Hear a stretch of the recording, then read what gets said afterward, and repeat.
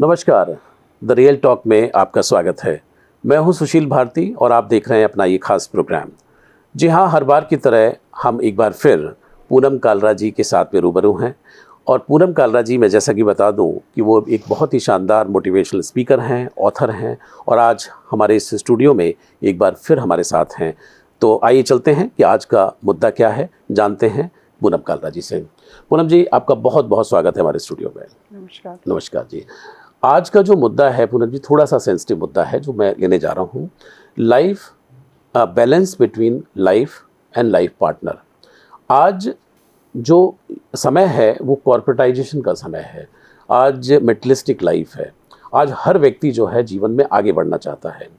तो उसमें कहीं ना कहीं जब व्यक्ति किसी के साथ शादी करता है तो उस एक तरफ उसका अपना जीवन होता है और एक तरफ लाइफ पार्टनर के साथ जीवन जुड़ता है। तो इनके साथ में जो कॉम्बिनेशन है, जो इसके साथ में एक तालमेल है, वो कई बार नहीं बन पाता। तो आज हम इस मुद्दे पर बात करेंगे। तो आपके अनुसार अगर यंग कपल है तो क्या उसको करना चाहिए और किस तरीके से उनको अपने जीवन को आगे लीड करना चाहिए जिससे कि उनका जीवन भी बचा रहे और लाइफ पार्टनर के साथ में संबंध भी अच्छे रहें? एक तो हर मैन को पहले ये सोचना चाहिए कि मेरी वाइफ एजुकेटेड हो जी। क्योंकि आप जितना मर्जी, अगर कोई जॉब करता है, जितना मर्जी अर्न करता हो, उसकी सैलरी फिर भी कम पड़ती है। तो अगर उसका पार्टनर एजुकेटेड है, लड़की एजुकेटेड है, तो वो भी जॉब करेगी और लाइफ बहुत ही इजी निकलेगी। जी। ये मैं वो बोल रही हूँ जो मैं सोसाइटी में देखती हूँ। जी। बिल्कुल। तो आप ये कह रहे हैं कि जो आपका पार्टनर है वो एजुकेटेड होना चाहिए, दोनों तरफ से है एक तरीके से। yes. तो अब तो ये बात तो हो गई कि चलिए एजुकेशन उनके पास बहुत अच्छी है और आपने उनके साथ शादी कर ली। लेकिन कई बार ये भी होता है कि जब आप जीवन में कुछ करने की कोशिश करते हैं तो एक अंडरस्टैंडिंग भी बहुत ज़रूरी होती है। तो अंडरस्टैंडिंग आपस में बनी रहे उसके लिए क्या करना? देखो, अंडरस्टैंडिंग तो अगर वाइफ भी जॉब करती है और हस्बैंड भी जॉब करता है तो ऐसा नहीं है कि हस्बैंड को कुछ भी घर का कोई काम उसको नहीं करना पड़ेगा या कुछ नहीं करना पड़ेगा। कि वो उस केस में हो सकता है कि अगर उसकी वाइफ होम मेकर है तो ठीक है, वो कुछ नहीं करता तो वो सब कुछ करती है। लेकिन अगर वो भी जॉब करती है तो उसको घर के सारे कामों में कोई भी कुछ जो भी उनको मिल बांट के करने पड़ते हैं। क्योंकि जैसे वो सुबह से शाम बाहर रहता है वैसे वो भी सुबह से शाम बाहर रहती है। तो वो भी मशीन तो है नहीं एकदम से कि सुबह भी करे, सारा दिन भी करे, रात को घर आके भी काम करे। नहीं, ऐसा नहीं हो सकता। उसको हस्बैंड को हेल्पफुल रहना पड़ेगा हर घर की हर उसमें। बिल्कुल। पूनम जी, कई बार एक सोच जो है, हमारी रूढ़िवादी सोच भी काम करती है। जैसे माता जी जो हैं वो बेटे को ये समझाती हैं कि तुम मत करना, तुम ये नहीं करना, या ऐसे रखना, या पत्नी को ऐसे रखना चाहिए। देखिए हमारे समय में ये होता है। तो ये सब भी बातें हमारे भारतीय समाज में चलती हैं। आपको क्या लगता है कि जो इस तरह की जो सोच है वो किस तरह का इम्पैक्ट डालती है कि दोनों के रिलेशन में? सबसे बड़ी बात तो जो लड़का है वो बच्चा थोड़ी है कि उसको मदर कहे कि तू ये कर, वाइफ के साथ तू ऐसे कर, तू ऐसे कर। अरे उसका अपना दिमाग है कि उसको क्या करना चाहिए। जी। उसकी मदर की वो कदमों पे ऐसे थोड़ी चल सकता है। 4 साल का बच्चा थोड़ी है कि मदर जो कह रही है वो वैसे करे। नहीं, उसको अपना दिमाग यूज करना चाहिए और जो उसको ठीक लगे वो करना चाहिए। उसको वाइफ की साइड भी पूरी लेनी चाहिए। जी। सारी माताएं सुन लीजिए, जितनी माताएं भी सुन रही हैं कि प्लीज जो आपकी बहू है वो भी एक इंसान है, तो अपने बेटे को उसकी हेल्प करने दीजिए। जी बिल्कुल। कई बार ये भी है कि जब व्यक्ति बाहर जाता है, बड़े काम करता है, तो कई बार परेशान भी होता है, कई बार सारी चीज़ें होती हैं। कई बार ऐसा भी सामने आया है कि पत्नी को समय नहीं दे पाता पुरुष जो है। तो उसमें कई सारी जो कॉम्प्लिकेशंस हैं, कई बार इस तरह की शिकायतों से ये सिलसिला शुरू होता है और जो कहीं ना कहीं बहुत आगे तक भी लीड कर जाता है। तो ये जो समय ना देना पुरुष का कई बार घातक भी हो जाता है। देखिए, उस केस में वाइफ को अंडरस्टैंडिंग बहुत ज़्यादा होना चाहिए। अगर वो अपने हस्बैंड को अंडरस्टैंड ही नहीं करती तो वो उसके साथ कैसे रह सकती है। अगर वो काम करता है, कुछ करता है, तो वो घर के लिए कर रहा है ना, तो उसकी वाइफ को तो अंडरस्टैंड करना ही चाहिए, बिल्कुल करना चाहिए। अगर नहीं करती तो फिर अपनी लाइफ खराब करेगी। फिर दिक्कत जो है वो उसी को परेशानी होगी। जी बिल्कुल। एक तरफ जैसे कि आज का विषय है कि एक तरफ अपना जीवन है। अपना जीवन के अंदर जब मैं कह रहा हूँ तो कोई भी पुरुष जब वो बड़ा होता है जिस माहौल में पलता है, बढ़ता है, उसका अपना स्कूल के फ्रेंड्स होते हैं, उसके अपने कॉलेज के दोस्त होते हैं, बहुत सारी चीज़ें होती हैं। तो कहीं न कहीं उनके अपने प्राइवेट मोमेंट भी होते हैं, दोस्तों के साथ एंजॉय करना है कई बार इस तरह की भी डिमांड आती है कि पत्नियाँ ये कहती हैं कि भाई तुम्हारा चाहे कॉलेज का दोस्त हो, चाहे जो भी हो, लेकिन मैं वहाँ पर ज़रूर रहूँगी। तो आप इस केस में क्या कहना चाहती हैं कि एक तरफ उसका अपना जीवन भी है और एक तरफ आपका लाइफ पार्टनर के साथ भी जीवन है, तो how to make a balance? देखिए, अगर आपका हस्बैंड ये चाहता है कि मैं जा रहा हूँ अपने फ्रेंड्स के साथ जा रहा हूँ और उनकी भी वाइफ्स हैं और तू भी साथ चल, तो well and good, first class. लेकिन अगर हस्बैंड अपने फ्रेंड्स के साथ अकेले जा रहा है और वो नहीं चाहता कि उसकी वाइफ जाए, तो उसकी वाइफ को बिल्कुल नहीं जाना चाहिए। जबरदस्ती क्यों जाना चाहिए? नहीं जाना चाहिए, बिल्कुल जबरदस्ती नहीं करना चाहिए, बिल्कुल नहीं। बिल्कुल। कि आपकी भी तो अपनी रिस्पेक्ट है, वो आपको मना कर रहे हैं और आप कह रहे हो कि नहीं, अरे वो अपने फ्रेंड्स के साथ जाना है, आप अपने फ्रेंड्स के साथ जाओ, आपको क्या फर्क पड़ रहा है? आपकी भी तो फ्रेंड्स हैं। क्या ये दूसरे केस में भी लागू है कि वाइफ की अगर दोस्त हैं, उनकी सहेलियां हैं, अगर वो एंजॉय करने के लिए जाना चाहती हैं, तो क्या उसमें भी ये लागू है? नहीं, बिल्कुल। अगर वो अपनी फ्रेंड्स के साथ जाना चाहती है तो बिल्कुल उसके हस्बैंड को परमिशन देनी चाहिए। और परमिशन का क्या मतलब कि वो उससे पूछे किस लिए कि मतलब कि मैं जाऊं कि नहीं जाऊं। उसको बताना चाहिए कि मैं अपनी फ्रेंड्स के साथ जा रही हूँ, ना कि ये करना चाहिए कि मैं अपनी फ्रेंड्स के साथ जाऊं या नहीं। बिल्कुल गलत है। बिल्कुल उसको बताना चाहिए कि आज मैं अपनी फ्रेंड्स के साथ जा रही हूँ। ये निर्णय उसका होना चाहिए। यस, बेस्ट तरीका है जीने का। सारी वाइफ, जितनी वाइफ सुन रही हैं, जितनी लड़कियां सुन रही हैं, कभी भी हस्बैंड से पूछना नहीं होता आपने कि मैं जाऊं। मतलब जब आप ये कहते हो ना कि मैं वहां पे जा रही हूँ, मैं चली जाऊं, तो आप अपने हस्बैंड को दो ऑप्शन दे रहे हो कि वो यस भी कर सकता है और वो नो भी कर सकता है। और जब आप उसको बोलते हो कि मैं अपनी फ्रेंड के साथ जा रही हूँ, तो उसके पास नो का ऑप्शन ही नहीं है। बिल्कुल बिल्कुल। तो ये भी एक अच्छी बात है कि नो का ऑप्शन उसके पास नहीं है। गलत भी नहीं है ना, कुछ गलत नहीं। आप अपनी फ्रेंड के साथ जा रहे हो, बिल्कुल। फ्रेंड के साथ कहाँ चले जाते हैं लोग? लंच कराएंगी, कॉफी शॉप चली जाएंगी, मॉल चली जाएंगी, कहाँ इससे ज़्यादा और क्या होगा? कहाँ जाएंगी? बिल्कुल बिल्कुल ठीक कहा आपने। अच्छा, एक चीज़ और भी कि जब बच्चे हो जाते हैं, और ख़ास तौर पे अब मैं थोड़ा आना चाहता हूँ कि जब छोटे बच्चे होते हैं तो दोनों का मोह होता है बच्चों के साथ में, वो पढ़ाते हैं, लिखाते हैं। लेकिन जब बच्चे थोड़े बड़े होने शुरू हो जाते हैं तो कई बार बहुत सारे जो लाइफ पार्टनर हैं, तो वो बच्चों के अंदर इतना ज़्यादा इन्वॉल्व हो जाते हैं कि वो अपना जीवन भूल जाते हैं। और कई बार बच्चे जो हैं वो इतने निष्ठुर हैं कि वो उन फीलिंग्स को नहीं समझ पाते। तो ऐसी स्थिति में आप क्या कहना चाहते हैं? बच्चे असल में जब छोटे होते हैं ना, तब तो आप उनको कंट्रोल कर सकते हो। जब टीनेजर बच्चे आ जाते हैं ना, तो आप उनको इतना कंट्रोल नहीं कर सकते। और आप अगर उनको बार बार किसी चीज के लिए फोर्स करते हो, कुछ करते हो, तो आप अपनी उनकी नजर में अपनी रिस्पेक्ट कम कर रहे हो। नहीं, आप उनको फोर्सली कुछ नहीं कह सकते, क्योंकि टीनेजर बच्चे ऐसे होते हैं कि कहते हैं कि माँ बाप को ना उनको ज्यादा लेक्चर नहीं देने चाहिए उस समय। हाँ जी, हाँ जी। और वो लेक्चर सुन नहीं पाते, और माँ बाप को लगता है कि ये लेक्चर क्यों नहीं सुन रहे, और वो लेक्चर इसलिए नहीं सुन पाते क्योंकि टीनेजर बच्चों के जो माइंड होते हैं वो पूरी तरह डेवलप नहीं हुए होते, और वो माँ बाप के लेक्चर पूरी तरह सुन नहीं सकते। ये सारे पेरेंट्स ये ध्यान से सुन लीजिए, ये बिल्कुल सच है। बिल्कुल, कि वो सुन नहीं पाते हैं, और क्योंकि उनका माइंड डेवलप नहीं हुआ होता ना, तो वो पूरे लेक्चर माँ बाप के वो नहीं सुन पाते। ये बिल्कुल फैक्ट है, इसमें बच्चों की कोई गलती नहीं है। बिल्कुल।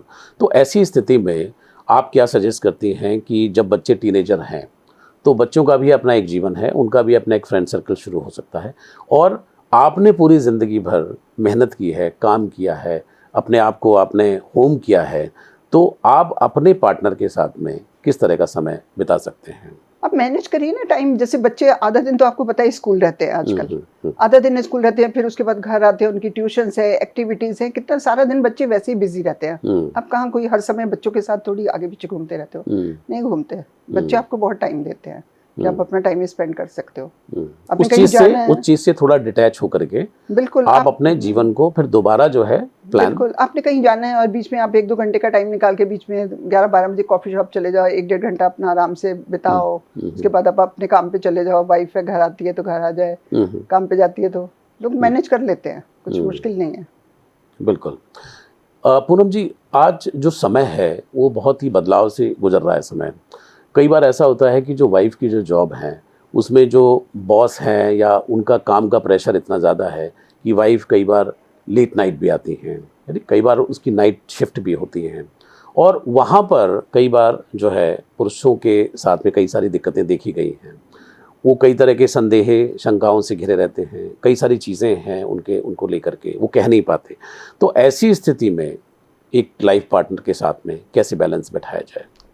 मुझे लगता है कि जब वाइफ जॉब करती है ना, जो मुझे लगता है, मैं अपना ओपिनियन आपको बता रही हूँ, वो ना एक टाइम फिक्स कर ले और जहाँ पर भी वो जॉब करती है उनको बोल दे कि मैं 6 बजे के बाद नहीं रुक सकती या मैं 7 बजे के बाद नहीं रुक सकती, ये मेरी पर्सनल लाइफ है और आप प्लीज़ इसे समझने की कोशिश करिए।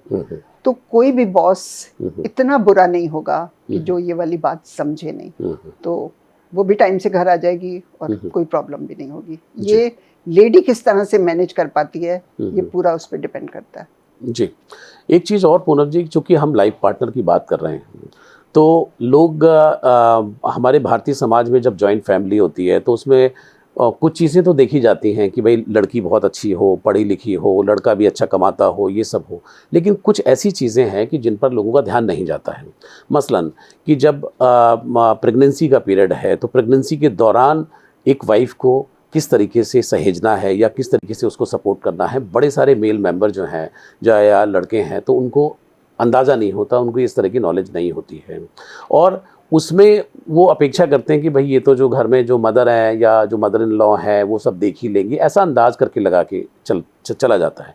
आप क्या कहना चाहती हैं कि शादी से पहले आप जब एक जीवन के अंदर जा रहे हैं तो आप अपने लाइफ पार्टनर का ख्याल रखेंगे, तो क्या इन सब बातों की भी जानकारी उसे होनी चाहिए?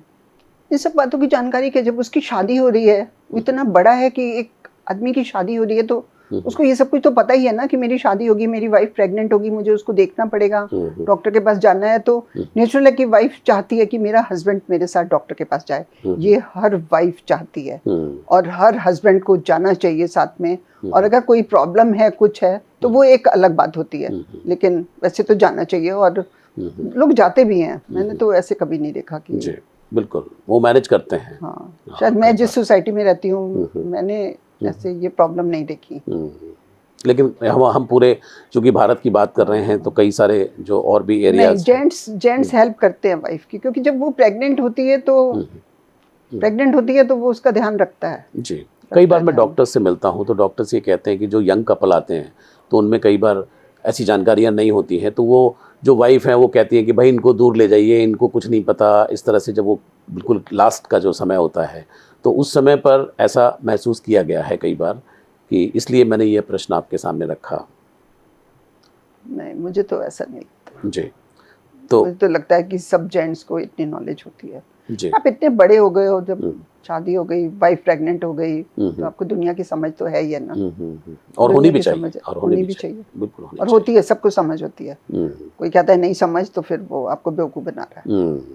बिल्कुल बिल्कुल ठीक कहा आपने।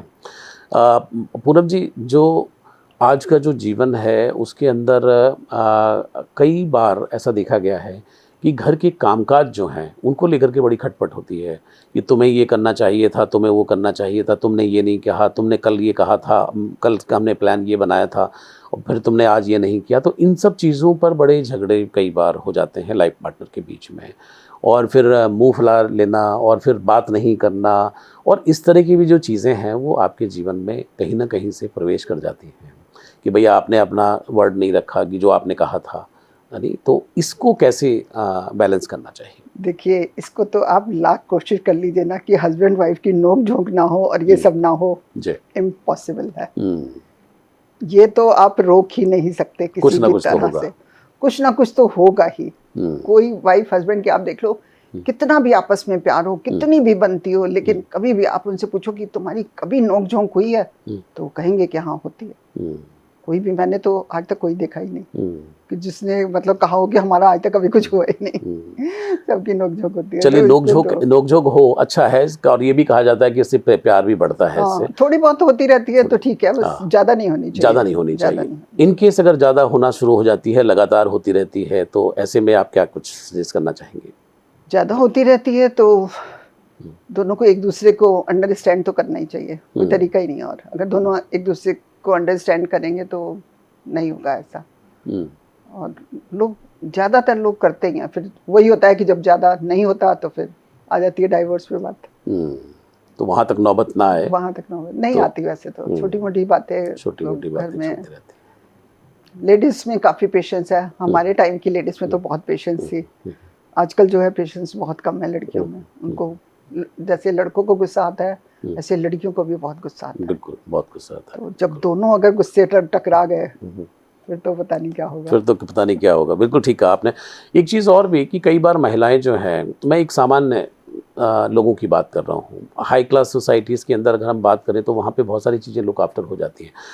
कई बार स्त्रियां जो हैं वो ये अपेक्षा करती हैं कि साल में कम से कम एक बार तो बाहर कहीं आउटिंग के लिए चला जाए। बिल्कुल, मैं आपको बीच में ही रोक रही हूँ। साल में एक बार क्या, साल में 2 बार जाना चाहिए। जी। साल में एक बार तो अच्छी वाली हॉलीडेज लेनी चाहिए, 8 दिन वाली, और उसके बाद साल में एक बार लेनी चाहिए। 1-2 नाइट के लिए आप बाहर चले जाते हो। कई बार होता है कि आप एक नाइट के लिए भी बाहर चले जाते हो ना तो आप फ्रेश हो जाते हो। ये फ्रेश होना दोनों के लिए जरूरी होता है, हस्बैंड वाइफ दोनों के लिए।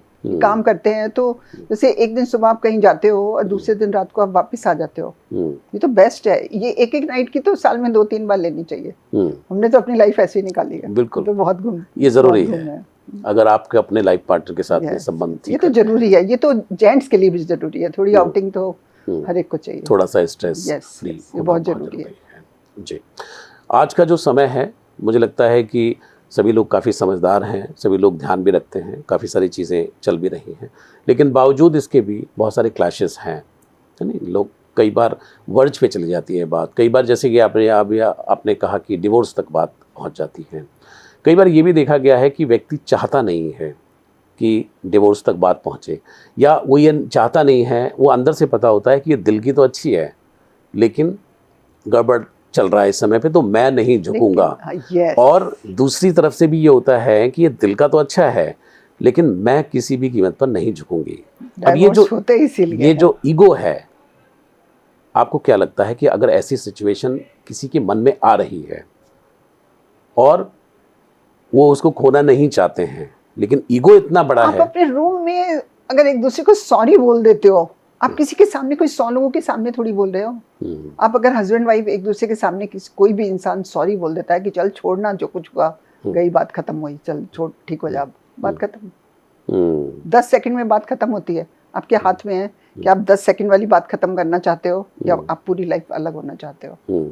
आपके हाथ में। बिल्कुल, सब कुछ हस्बैंड वाइफ के हाथ में होता है। इसमें कोई दूसरा कुछ नहीं कर सकता। बिल्कुल। इसमें माँ बाप कुछ नहीं कर सकते। माँ बाप भी समझा नहीं सकते बच्चों को, क्योंकि माँ बाप तो समझाएंगे तो और प्रॉब्लम, वो कहेंगे कि आपको कुछ पता ही नहीं। माँ बाप को तो लोग, बच्चे ऐसे कह देते हैं ना कि नहीं आपको तो कुछ पता नहीं है। लेकिन पूनम जी, एक चीज़ और भी कि जब इस तरह की चीज़ें हो रही होती हैं तो हस्बैंड वाइफ की बात जो है वो बाहर आ जाती है, और जब बाहर बात आती है तो बड़े सारे लोग घात भी लगाए होते हैं। और विशेष तौर पे मैं इशारा करना चाहता हूँ कि जो आपके खास रिश्तेदार होते हैं तो उनको मज़ा आना शुरू होता है कि अच्छा देखिए अब ये बड़ा अच्छा शुरू हुआ है कुछ, और इसमें गाहे बगाहे वो अपनी सलाह, अपने विचार, अपनी बातें वो करना शुरू करते हैं, और कई बार लोग उसके इन्फ्लुएंस में आ भी जाते हैं। आपको क्या कहना है कि अगर ऐसी सेंसिटिव मैटर चल रहा है, आपके पर्सनल मैटर, तो मैंने एक आपका वीडियो देखा था कि अपनी बातें किसी को ना बताएं, घर की जो बातें, तो अगर ऐसा चल भी रहा है तो कितना कंट्रोल रखें, अगर बताएंगे तो किस तरह का खामियाजा भुगतना पड़ सकता है? आपको ये तो मैंने कई वीडियो में बोला, मैंने कई स्पीचेस में भी बोला है कि मतलब आपको अपने घर की कोई भी बुरी बात कभी भी किसी के सामने नहीं करनी चाहिए। चाहे हस्बैंड वाइफ की बात हो, चाहे उनके इन लॉज के साथ हो, कुछ कभी नहीं करनी चाहिए, क्योंकि बाहर के लोग 99% लोग तमाशा देखते हैं। कोई एक इंसान ऐसा होगा जिसको आपके साथ सिंपैथी होगी, बाकी 99% लोग तो तमाशा देखेंगे। वो एक को बताएंगे, दूसरे को बताएंगे कि देख क्या हुआ वहाँ पे, देखा क्या हुआ, ये हो रहा है उनके घर। उनके लिए गॉसिप करने का मौका मिलता है। अगर आपको अपने घर की कोई भी बात बाहर करनी है तो सिर्फ अच्छी वाली बातें जो होती हैं, सिर्फ वो बातें करिए। मतलब इस टाइप की बातें तो कभी नहीं। बिल्कुल। मुझे तो वो लोग पसंद भी नहीं है जो अपने घर की ऐसी बुराइयां करते हैं ना। कुछ है जैसे कई लोग तो बहुत ध्यान से सुनते हैं, कुछ है मेरे को तो बहुत खराब लगता है। मैं तो सुनती भी नहीं हूँ और ना मैं सुनना चाहती हूँ किसी के घर की बुराइयों की बातें। मैं सुनना भी नहीं चाहती, मुझे बिल्कुल अच्छा नहीं लगता। बिल्कुल बिल्कुल बिल्कुल, बहुत बढ़िया। तो पूनम जी, आज का जो ये हमारा मुद्दा है कि लाइफ और आपके लाइफ पार्टनर के साथ में किस तरीके से बैलेंस बनाया जाए। कई बार अरेंज मैरिज भी हैं, कई बार लव मैरिजेस भी हैं, ज़्यादातर आज लव मैरिजेस हो रही हैं और आजकल पेरेंट्स भी ओपन अप हैं और बच्चे तो आजकल कर ही रहे हैं कि भाई अपने मन से वो अब चुनाव करते हैं और उसके बाद जीवन बिताना चाहते हैं। लेकिन लास्ट में जीवन में कहीं पे भी ये छोटी मोटी नोक-झोंक चलती रहती है, लेकिन कोई बड़ी बात ना हो तो उसके साथ जीवन जो है बड़े आसानी से कटे। तो बस लास्ट आप एक टिप्स हमें बताइए कि शांति से सुखपूर्वक आप अपने जीवन को कैसे एक उठान दे सकते हैं और उस झगड़े में नहीं पड़ें कि जिसकी वजह से घर खराब होते हैं। देखिए, ये बात मैं पहले भी बहुत बार बोल चुकी हूँ जी। कि आपके हस्बैंड में जो भी कमियां हैं उसे आंखें बंद करके एक्सेप्ट कर लीजिए और उसकी जो अच्छी बातें हैं हमेशा दिमाग में वो रखिए। और हस्बैंड भी अपने वाइफ की जितनी कमियां हैं उस सबको एक्सेप्ट कर ले और उसकी अच्छी बातें हमेशा दिमाग में रखे, तो उनका आपस में कभी कोई प्रॉब्लम नहीं होगी। और आप ये सोचिए कि पूरी दुनिया में कोई भी इंसान परफेक्ट नहीं है। कोई कितना भी अच्छा है, कितना भी अच्छा है, फिर भी उसमें कोई ना कोई बुराई जरूर होगी, मतलब ये हो ही नहीं सकता। और दूसरा, कोई इंसान कितना भी बुरा है तो भी उसमें कोई ना कोई अच्छी बात जरूर होगी। तो आप एक दूसरे में अच्छी बातें ढूंढिए, आपकी कभी कोई प्रॉब्लम नहीं होगी। जी बिल्कुल बिल्कुल, बहुत बढ़िया आपने बात कही और मुझे लगता है कि सारा कुछ जो है आपने इस पूरे एपिसोड को समेट दिया कि आपके अगर हस्बैंड में कुछ कमियां हैं तो उसको एक्सेप्ट कर लीजिए, अच्छी बातें ध्यान में रखिए। अगर वाइफ में कुछ कमियां हैं तो उसको एक्सेप्ट कर लीजिए और अच्छी बातें ध्यान में रखिए और इसी तरीके से जो जीवन है वो आपका एक बेहतर जीवन होगा और जो तमाम बैलेंस करने की बात कर रहे हैं वो अपने आप ही स्वतः बैलेंस हो जाएगा। और जो खुशियां आपको अपने घर में अपने हस्बैंड वाइफ बच्चों से अपने फैमिली मेंबर से मिलती है ना, वो खुशियां आपको कहीं से नहीं मिल सकती। बिल्कुल, ये भी तोड़ की बात कही आपने कि वो खुशियाँ कहीं से भी आपको नहीं मिल सकती हैं। पूनम जी, आपका बहुत बहुत शुक्रिया, बहुत बहुत धन्यवाद कि आपने इतने महत्वपूर्ण और इतने जटिल विषय पर आपने अपने विचार रखे और बहुत ही मुझे लगता है कि आपने बड़े सटीक तरीके से आपने बताया कि उसका हल क्या हो सकता है। क्योंकि लोग बड़ी बड़ी बातें करते हैं, उसके लिए हीलिंग सेशन ले रहे हैं, कोई कुछ कर रहा है, कोई कुछ दवा दारू कर रहा है, तो उसका कोई फ़ायदा नहीं। सुशील जी, मैं काउंसलिंग भी करती हूँ। जी बिल्कुल। बहुत बढ़िया। नहीं, मुझे लग रहा है कि आप ज़रूर और बहुत अच्छी आप काउंसलर रहेंगी। अगर बहुत कोई इस लोगों तरह की का काउंसलिंग करती हूँ, बहुत अच्छे लोगों की मैंने काउंसलिंग की हुई है। बिल्कुल बिल्कुल बिल्कुल बिल्कुल, क्योंकि आपने बड़ी तोड़ की बातें कही हैं और अगर मुझे भी कुछ लगेगा तो मैं ज़रूर आपके साथ रिकमेंड करूँगा। तो श्रोताओं, ये थे पूनम कालरा और जिस तरीके से उन्होंने तोड़ की बात बताई, आपने पूरी चर्चा हमारी सुनी है। अगर आपके जीवन में भी इस तरह की कोई कॉम्प्लेक्सिटी है, अगर आपके रिलेशनशिप में कुछ ना कुछ कहीं गड़बड़ है और आप अपने जीवन और अपने लाइफ पार्टनर के साथ में जो जीवन है उसके साथ अगर आप एक संतुलन नहीं बना पा रहे हैं, तो मुझे लगता है कि ये एपिसोड आपके काम का है और आप अपने जीवन को बेहतर बना सकते हैं। आज के लिए इतना ही। अगली बार पूनम जी के साथ में मैं किसी और मुद्दे के साथ हाजिर रहूँगा। अब लेता हूँ इजाज़त। नमस्कार।